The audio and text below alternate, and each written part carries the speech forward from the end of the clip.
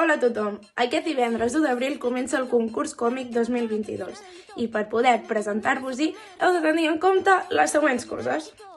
Es podran penjar 3 tipus de contingut, un mem, un vídeo i una anècdota.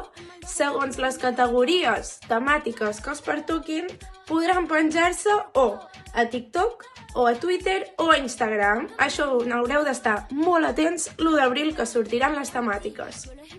Molt important, tots els vídeos, memes o anècdotes hauran d'anar amb l'etiqueta Concurs Còmic 22, si no, nosaltres no podrem veure'ls.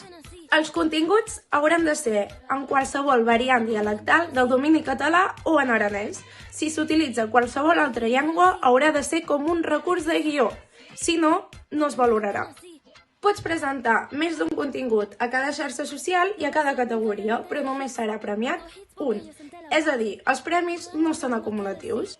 En el cas que això passi, guanyaràs a la categoria que més partida pressupostària té, és a dir, a la que pots guanyar més calarons. En el cas que tingueu qualsevol pregunta, sempre podeu deixar un comentari aquí baix i si no, podeu entrar a la pàgina web festivalcomic.cat on hi trobareu totes les bases de participació. I fins aviat!